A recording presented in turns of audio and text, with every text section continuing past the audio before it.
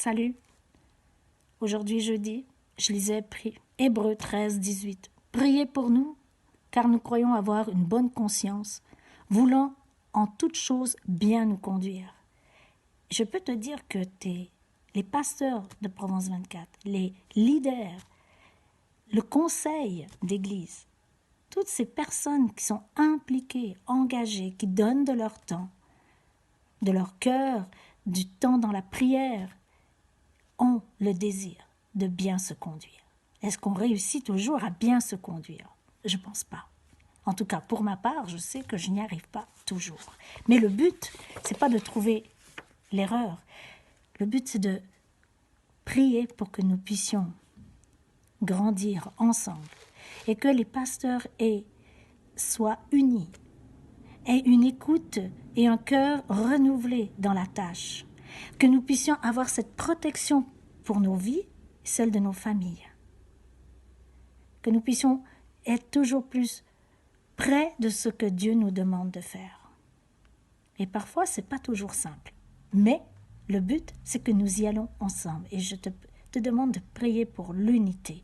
L'unité, parce que dans les temps que nous vivons, c'est là où l'unité peut être difficile. Il y a tellement de pression, tellement de lourdeur, tellement de cœurs qui ont mal. Nous avons besoin d'être d'un seul front, d'un seul cœur, d'être unis. Et merci parce que nous avons besoin de la faveur de Dieu. Alors si tu ne sais pas comment prier, tu pries tout simplement que Dieu accorde sa faveur à des hommes et des femmes humains qui ne sont pas parfaits, qui ne font pas toujours tout bien, mais qui ont besoin et que Dieu a appelé à cette tâche et qui font le mieux qu'ils peuvent.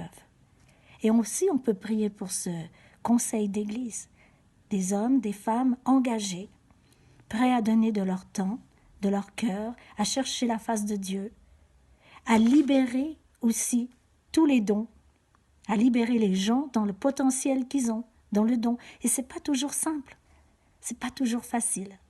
Et on a besoin vraiment que nous puissions être soutenus dans la prière.